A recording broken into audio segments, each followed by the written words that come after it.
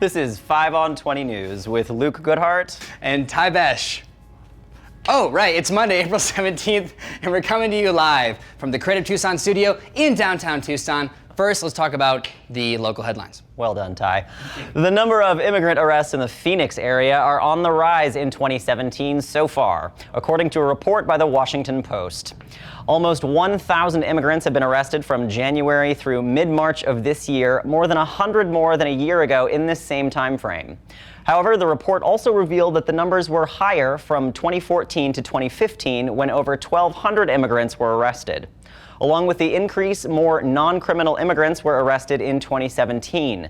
This reflects the Trump administration's policy of going after more immigrants who do not have criminal records. Homeland Security Chief John Kelly has stated that ICE will no longer exempt classes of, quote, removable aliens from potential enforcement.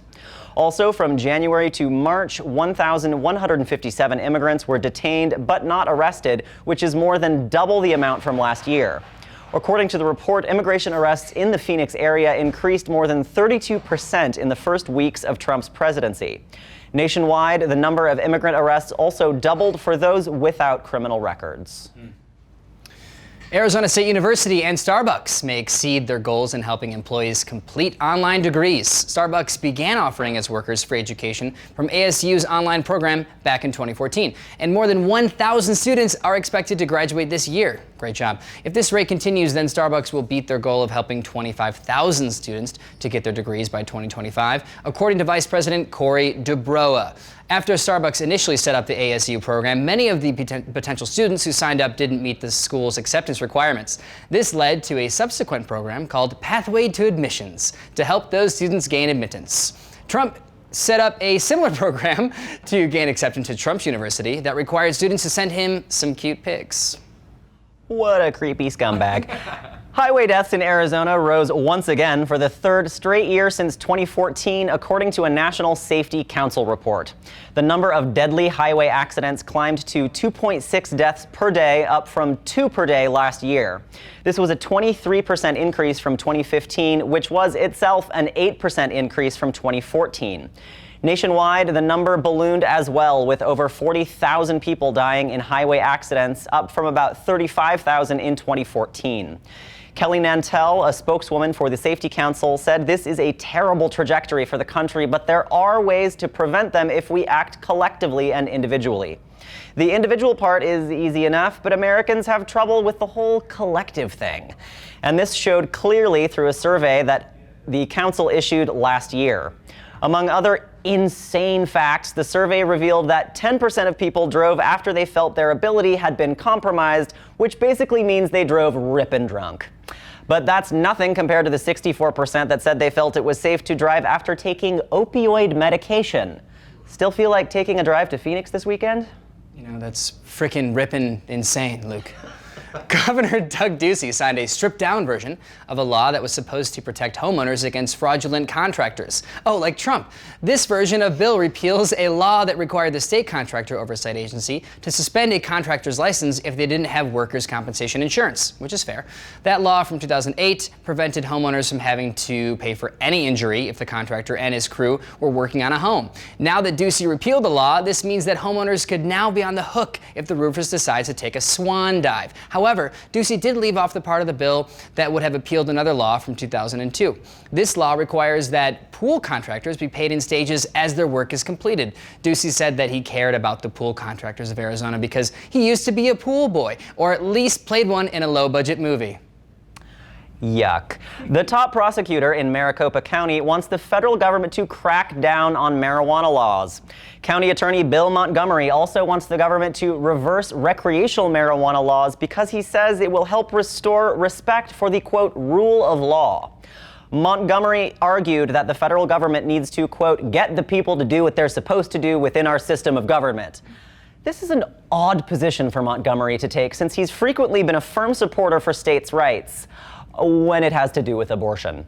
Old Bill Montgomery threw a hissy fit in 2016 when a 20-week abortion ban was ruled constitutional by a federal court. Montgomery claimed that the federal government was preventing Arizona from protecting their children.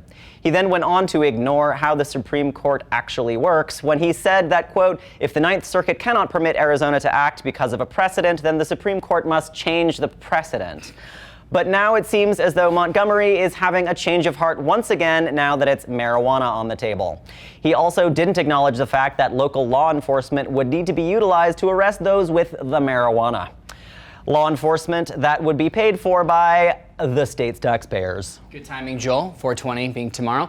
5 on 20 anchor and all-around Tucson character Frank Powers is closing his Constant Con shop downtown. Sad news. However, Frank is looking to resurrect the idea with his Constant Con Book Mobile or Bookmobile, where he'll deliver independent comics to you online. Frank is now raising money on GoFundMe.com to make the project a reality and keep the comics scene alive here in Tucson. We all love it. You can donate at GoFundMe.com/busbusbus. The thing you drive. Here's a clip of Frank's GoFundMe promo video that features an orange-faced puppet that actually has a good idea, as opposed to some other orange-faced puppets we might know. Let's take a look. Got him. I'm getting a little choked up, so I probably shouldn't have brought any of that. But, you know, it is what it is, and I'm trying... Hey! What? Hey, what are you doing down there? What are you doing? Complaining? Well, I wasn't really... It's frick everybody. Hey, everybody! Hey, everybody! What are you doing? Whining? You sound like you're whining down there. Somebody call the ambulance for this guy. Frick, I'm just having a tough time. Things are getting a little emotional, honestly. Like, I've just been a really weird couple of days. Oh, the precious stack of dominoes. That is, your life is tipping over? Who knew this could happen? You're only trying to do what? Like 12 jobs? Jeez, what's the matter with you? I'm an overachiever. I don't know what... Yeah, a bit much. Overactor, more like it. Frick. So, here's the thing. I'm going to solve everybody's problems. Okay. I'm going to take it upon myself to solve everything that's going wrong with you. Because I know what to do. What are we going to do, Frick? What should we do? Look. I've thought of everything. And there's only one answer for what could possibly go on. On and on, right? That's the Constant Con. So, what if we did this whole thing on and on wheels? On wheels? Frick, what are you talking about? How can we do that? I know how to do things, and the way to do them is on the go. And there's only one way that we can take this show, and it's on the road. On the road? Where are we going to go? We're going to go, and we're going to start a constant convoy, a comic bookmobile.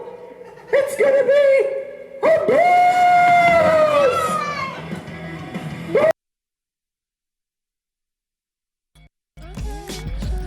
And I wanted to take a moment to talk about the program you're watching right now. Here at 5 on 20, we are undertaking a new kind of citizen journalism. We're going to give you the news as we see it. And we want more people to speak up with us. We need writers, hosts, anchors, camera people, sound people, the whole gamut. The times require a new way of informing ourselves. So join us. Do it. Do it now. Email us at info@creativetucson.org to get involved. And if you think there's a story we're missing, a person we should interview, an upcoming event we should cover, or have any news tips for us, shoot an email to info@creativetucson.org. We are here for you, and we want to cover all stories from all points of views. So don't be strangers. Now in national and international news. As the battle in Mosul carries on, ISIS is ratcheting up their tactics by using civilians as human shields. Iraqi forces are closing on the last remaining neighborhoods controlled by ISIS after 6 months of brutal fighting in Mosul, Iraq's largest city. Residents of Mosul have reported being captured by ISIS fighters who wait for the civilians to try and reach the Iraqi army for safety.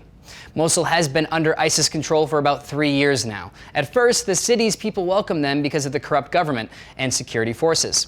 When ISIS first took over and declared Mosul their capital, the group vowed to replace the social services that were neglected by the government, but soon showed that they weren't able to run a functioning state. Over 300,000 civilians are still trapped in the city, who are being kept by ISIS to prevent U.S. and Iraqi forces from launching airstrikes.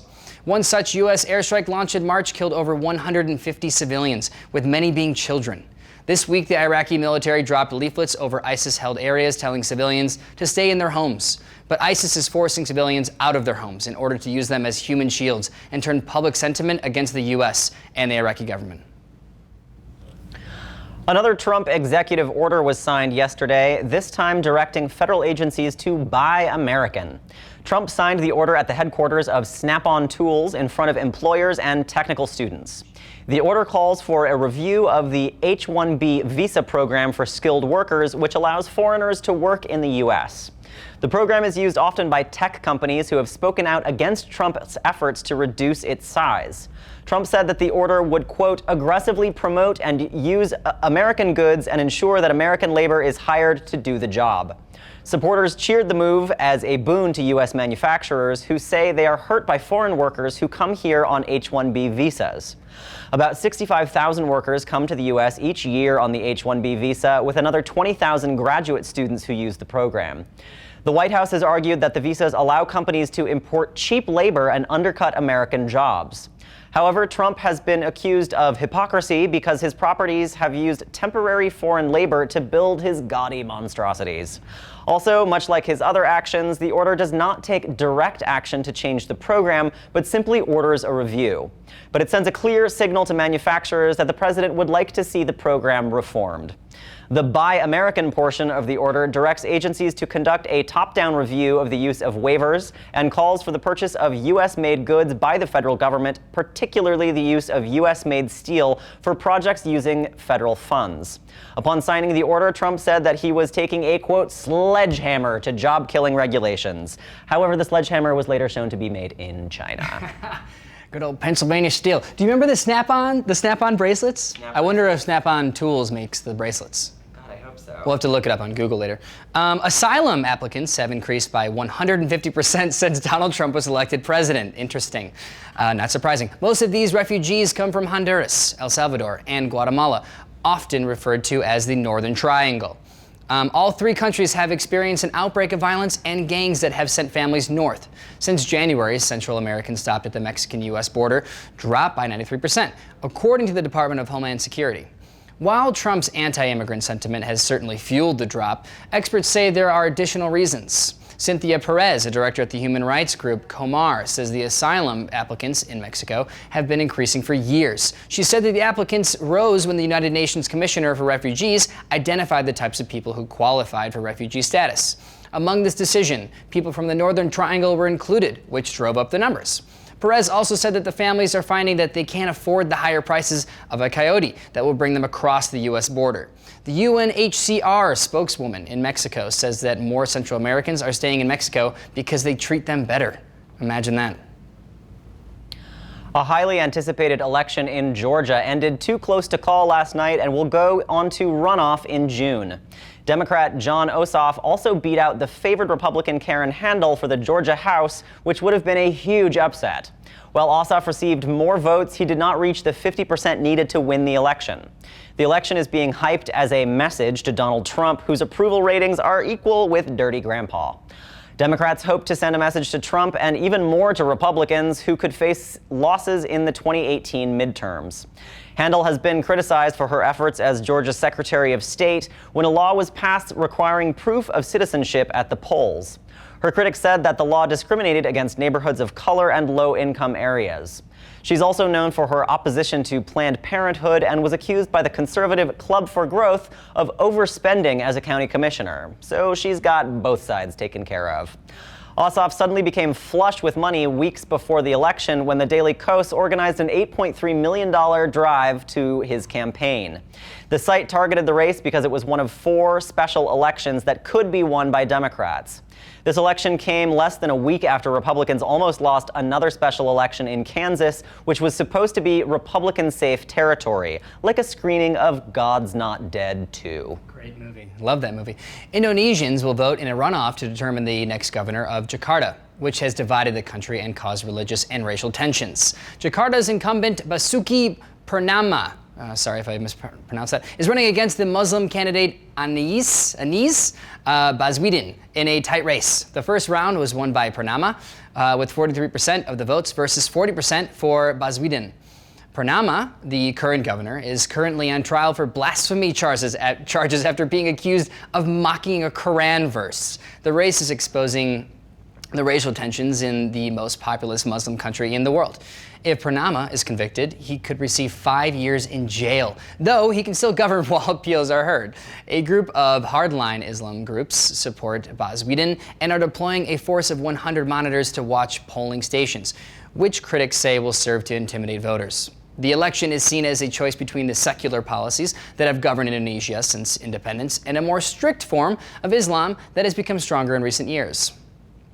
This was Ty Besh. And Luke Goodhart for 5 on 20 News.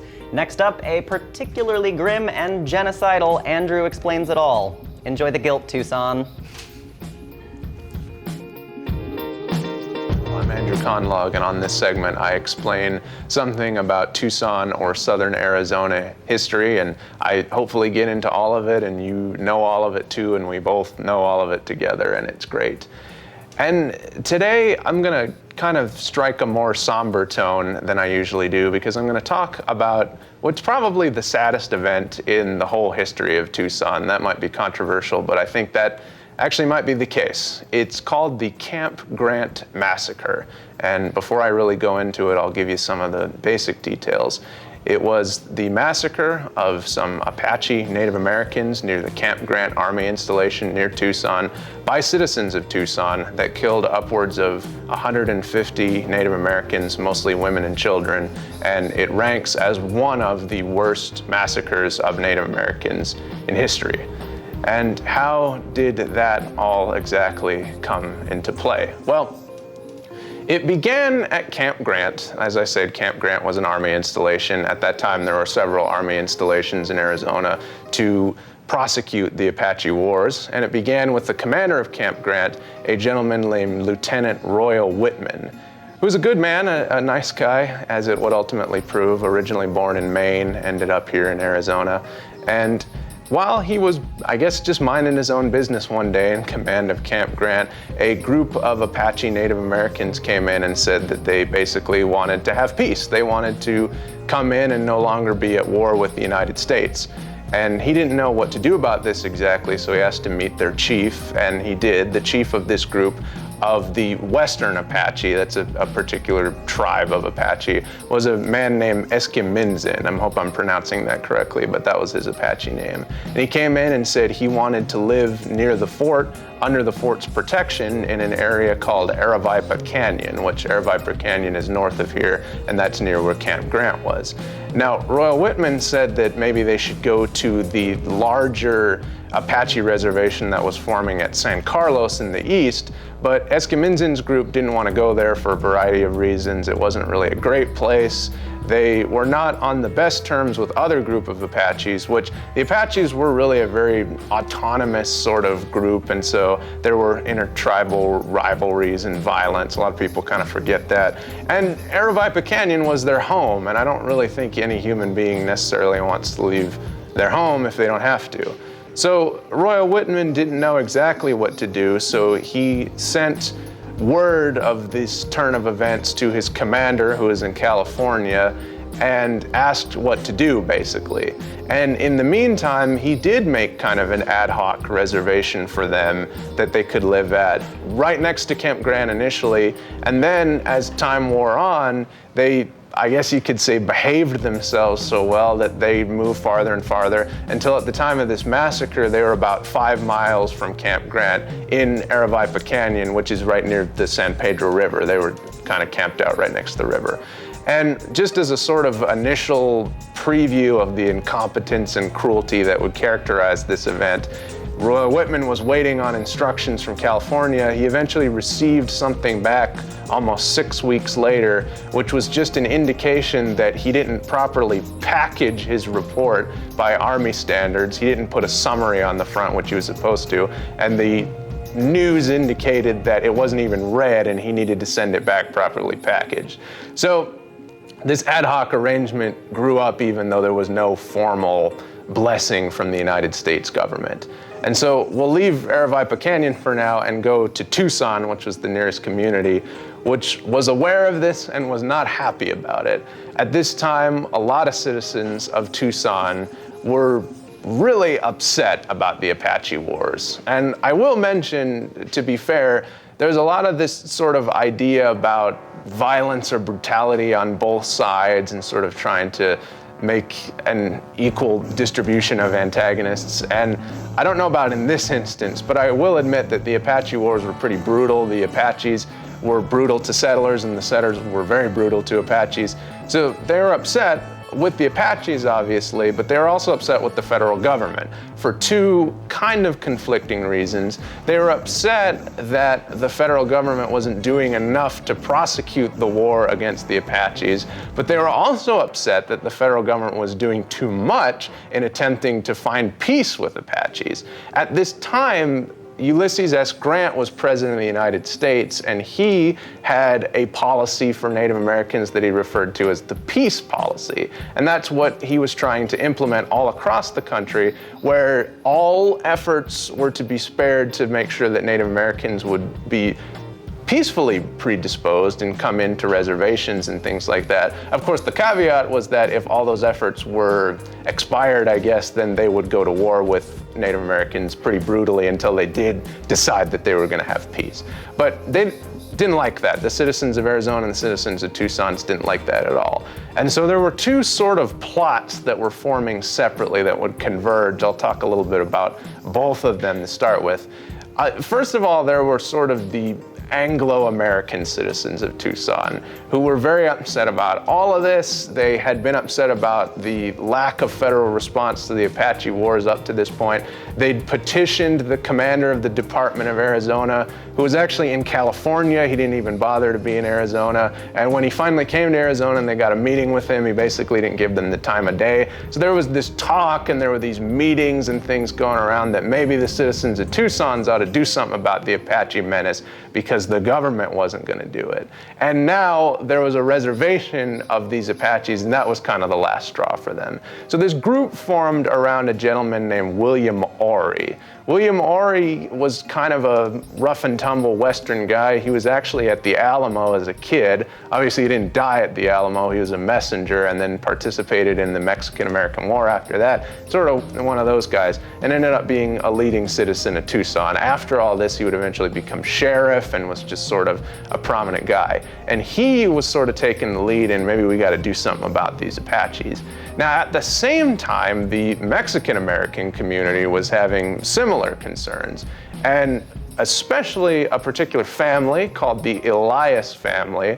They were led by two brothers, Juan Elias, and then he was kind of the underboss, I guess you could say, of this family. And then the real kind of capo, I guess you could say, was a guy named Jesus Elias, who had a long-standing history in Tucson for him and for his family. And he and his family also had a long-standing history of fighting Apaches. Actually, one of his relatives later on in history said of Jesus Elias that he was a boss of all the wars when it came to Apaches. So for this family, and kind of for the Mexican-American community in Tucson, Jesus Elias was the Apache fighter extraordinaire. And around this time that this ad hoc reservation had been created, Jesus Elias had some stock stolen from his ranch by Apaches, and he went out in pursuit of them, and then they got into a skirmish. Now, he claims that while they were at the skirmish, he saw a particular guy, a particular Apache, who's missing a tooth that he recognized because he's missing a tooth. He said, that's one of the Aravaipa Apaches. And so that is his proof then that he comes in, well, it's these Apaches on this reservation who are cheating the terms that they've established with Royal Whitman and stealing stock. Now, that and a lot of the other evidence that these people later used to sort of expunge the record of their guilt, I guess, is kind of suspect. It's suspect that this guy was even there, or that this guy with a missing tooth was really an Aravaipa Apache. I just should pause and say that that's suspect. But anyway, he kind of gets it in his head, Jesus does, that he's going to do something about it. And then at some point, Ory and Elias get to talking, and that's an interesting snapshot of Tucson at this time. Really, it was a biracial group of leading citizens where the Mexicans and the Americans were really kind of intertwined, even familially. William Ory was actually married to a Mexican-American woman of a prominent family. And they got to talking and were basically like, we got to do something about this, we're going to figure it out. So William Ory gets his group of Anglo-Americans together, and Jesus Elias gets his group of Mexican-Americans together, and he also gets some local Tohono O'odham, who that is also a part of Tucson's history, that up back to the Spanish, people had been using so-called friendly Indians to fight the Apaches, and the Tohono O'odham had been long-standing enemies of the Apaches, so he gets Tohono O'odham auxiliaries, basically. And they all meet up at this particular point outside of Tucson. About 90 Tohono O'odham, about 40 Mexican Americans, and then only about 6 Anglo-Americans. Apparently, Jesus Elias kind of joked with William Ory about how much better he did at recruiting people for this. Although William Ory did get some particularly high-placed power in his corner from the Anglo-American community. The adjutant general, who was an Anglo of the Arizona Territory, which was a civilian position that was kind of a military auxiliary, had a bunch of military-grade weapons at his disposal, and he didn't go, but he gave those to these people to use. And there was another prominent rancher citizen fellow who dispatched thugs, toughs basically, on the road between Campground and Tucson to waylay anybody who was going to potentially give news to Apaches or the military authorities about this group until they were actually able to get there. So they all go with their weapons that they got, and they go through the night, and they arrive at Aravaipa Canyon about dawn. And at the time, there's a large group of Apaches sleeping there. It's almost all women and children. People don't know exactly why the men were not there. Some people think they were hunting. There was also apparently some kind of ceremonial event that had happened, and Apaches were known to strictly separate the genders in terms of ceremonial things, so it's possible that the men were doing something else in this ceremonial context and the women were doing their part. And the Anglos and the Mexican Americans got along the ridge there, and the Tohono O'odham went down with their clubs and they killed them all, or as many as they were able to. The Tohono O'odham club